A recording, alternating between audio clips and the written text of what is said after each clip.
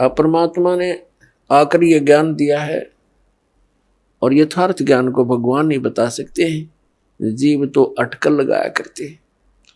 आप देखिएगा पवित्र चारों वेदों और श्रीमद् भगवत गीता के अंदर जो ज्ञान है वो गॉड गिवन है, और परमेश्वर कबीर जी की वाणी वो गॉड गिवन है, स्वयं परमेश्वर ने आके बोली है। और उन महापुरुषों की वाणी जो परमात्मा से परिचित हुए, जिनको भगवान आकर सीधे मिले, उनको अपने से परिचित करा के वापस छोड़ा, उनकी वाणी भी गॉड गिवन है, क्योंकि उनका अनुभव आंखों देखा है परमात्मा की उन वाणी से भी मेल खाता है। तो इस प्रकार जो 18 पुराण हैं उनको देखिएगा, वो जीव की सोच है। इन ब्रह्मा विष्णु महेश और अन्य ऋषि महर्षियों का अपना ज्ञान अनुभव है, वो वेदों से बहुत कम मेल खाता है। तो इस प्रकार हमने अन्य के अनुभव को अपने भक्ति मार्ग में सहयोग में नहीं लेना है, आधार नहीं मानना है। इस ज्ञान को सुनने के लिए, ज्ञान को समझने के लिए 18 पुराण हमारे लिए एक विशेष सहयोगी हैं, लेकिन भक्ति की विधि के लिए इनका सहयोग हमने बिल्कुल नहीं लेना। और उसमें जो भी भक्ति क्रियाएं बता रखी हैं वो वेदों से नहीं मिलती हैं तो नहीं लेना, उनका पालन नहीं करना हमने, तभी हम सफल होंगे। तो क्या बताते हैं, ये मनुष्य जीवन जब तक आपके पास है तो आप इससे ये लाभ उठा सकते हो। क्या बताया है कि लोहे जैसा ताव जात है ये काया दे सराही, और 3 लोक और भवन चतुर्दश सब जग सौदे आही। जैसे कारीगर लोहे को गर्म करता है, उसको इतना गर्म कर देता है बहुत अधिक, और फिर उसको निकाल कर तुरंत उस पर चोटें लगाता है। गरम गरम लोहे पर चोट लगा करके वो जो वस्तु बनाना चाहता है बना सकता है। लोहे के जरा से भी ठंडा होने के उपरांत उसके ऊपर चाहे पूरे गणना झाड़ ले, चाहे घन मार ले, उसका कोई लाभ नहीं होगा।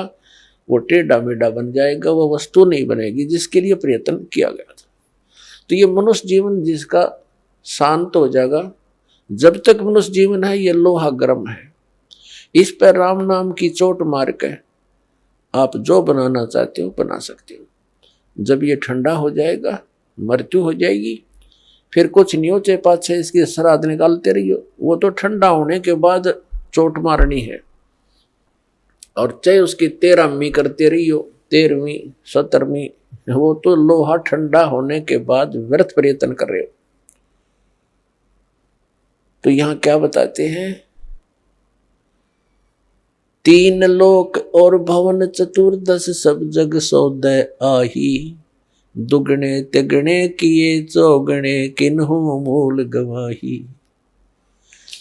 किसी ने तो दुगने तिगने चौगने कर लिए मनुष्य जीवन से सतभक्ति करके, और किन्होंने मूल का नाश कर लिया, मूल गंवा दिया, यानी मनुष्य जीवन को यही फू फर करके अन्य क्रियाओं में ही व्यर्थ कर गए। उन्होंने मूल धन का नाश कर दिया। अब भक्ति न करने से क्या हानि होगी। नर से तीतू पशुआ की जय, गद्दा बैल बनाई, ये 56 भोग कहाँ मन मूर्ख, कित कुरडी चरने जाई। पुण्यात्मा, हम मनुष्य जीवन प्राप्त करके उन सभी सुविधाओं को प्राप्त कर लेते हैं जो भगवान मनुष्य जीवन प्राप्त प्राणी को देता है। वो क्यों देता है? इसलिए देता है कि इन सुविधाओं को प्राप्त करके ये भक्ति कर लेगा, अपना कल्याण करा लेगा। जिनको मानव शरीर प्राप्त है वो उनकी ड्रेस अन्य प्राणियों से भिन्न है। ड्रेस मीन आपका ये शरीर, ये बॉडी, ये ड्रेस है, एक पोशाक है आपकी, ये स्टूडेंट की है। और जो स्टूडेंट, जो विद्यार्थी अपना उद्देश्य को पूरा ना करके, पढ़ाई ना करके सिनेमा देखता है, गेम देखता है, बाहर बकवाद करता है, तो फिर क्या होगा? वो अपना जीवन नाश कर रहा है, वो अपने उद्देश्य से भटक चुका है। और फिर क्या बनेगा? वो मजदूर लगेगा और कहीं मिट्टी ढोएगा, रिक्शा चलाएगा, पल्लेदारी करेगा। जिस उद्देश्य से वो विद्यालय में गया था उससे चूक गया, वो लाभ प्राप्त नहीं कर सका।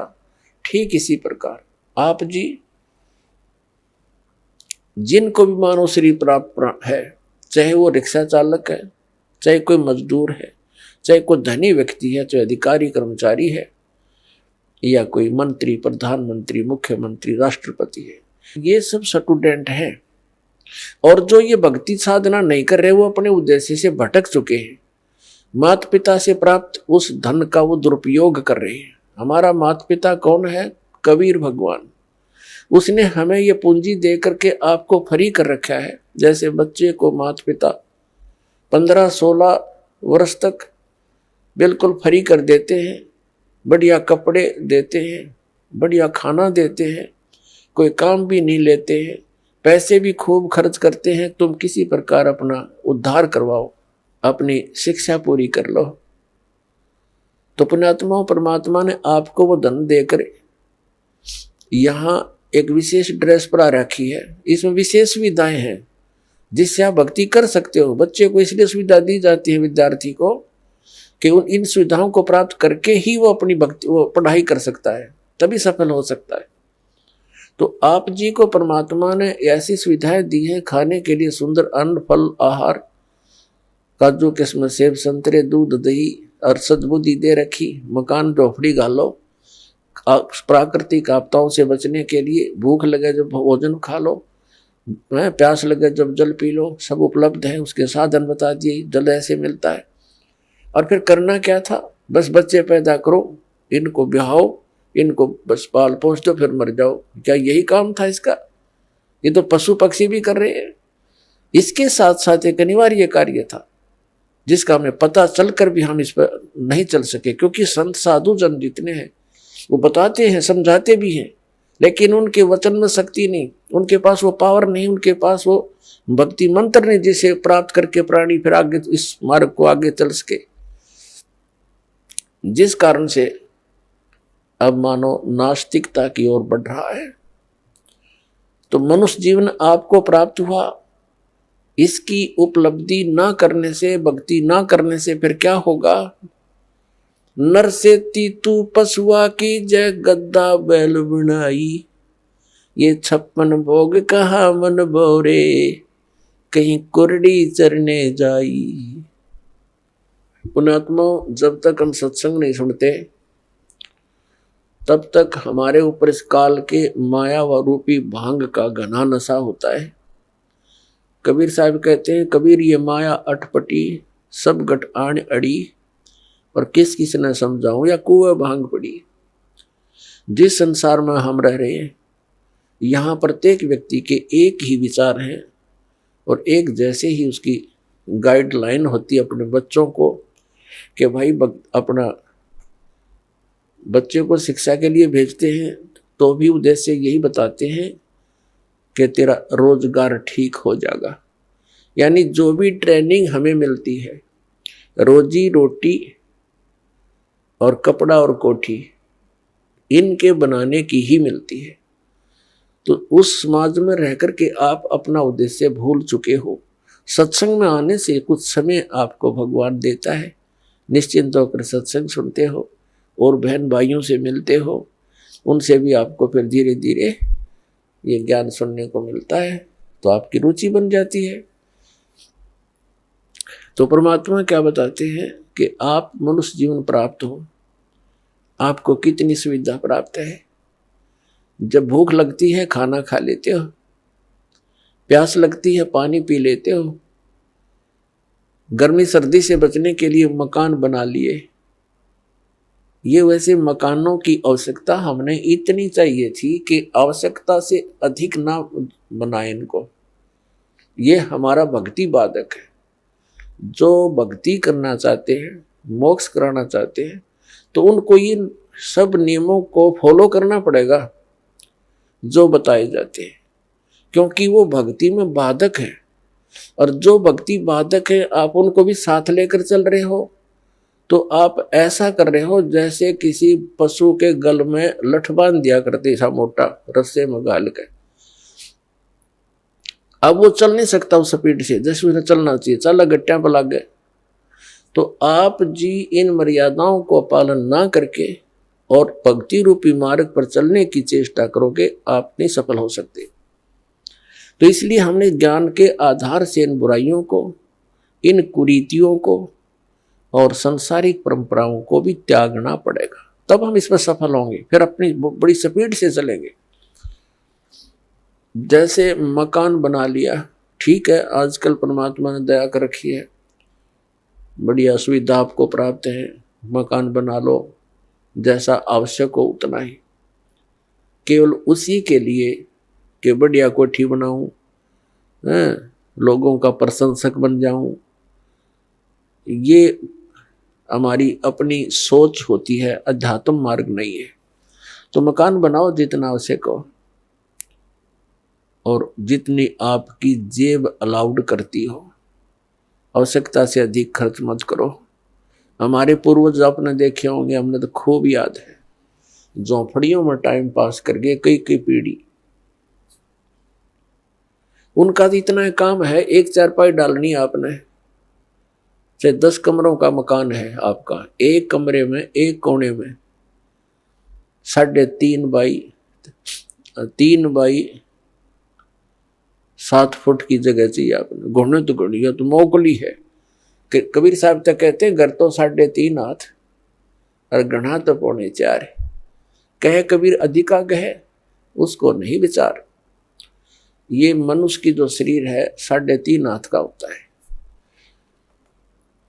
परमात्मा कहते हैं आपने घर 3.5 हाथ की आवश्यकता है, घना बनाओ तो 4.25। अरे से फालतू बनावा है तो मूर्खता है तेरी। फिर भी परमात्मा का कहने का तात्पर्य है कि आवश्यकता से अधिक कोई भी वस्तु आप संग्रह करते हो आपकी भक्ति का बाधक बनेगा, क्योंकि समय वेस्ट व्यर्थ जाएगा। कोठी बना ली, 1-2 लाख अपने पास से लगा लिए, 3 लाख कर्जा कर लिया। अब जब तो कर्जा ले लिया, ऋण ले लिया, पता नहीं चला 1 महीने के बाद मांगने वाला आने लग जाएंगे। चैन गई, रात न नींद आवा नहीं, और भक्ति का भी नाश। वह को ठीक है काम आई आपके। तो इस प्रकार हमने भक्ति मार्ग में जो बाधाएं हैं उनको त्यागना पड़ेगा।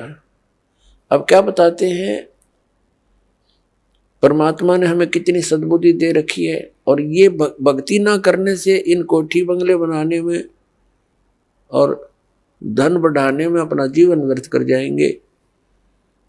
तो फिर क्या होगा? नर से तू पशुआ कीजिए, नर से फिर तू पशु बनेगा। नर से तू पशुआ कीजिए, गद्दा बैल बनाई, अरे ये सुंदर भोजन का मन बोरे कि तो कुर्डी सरने जाई।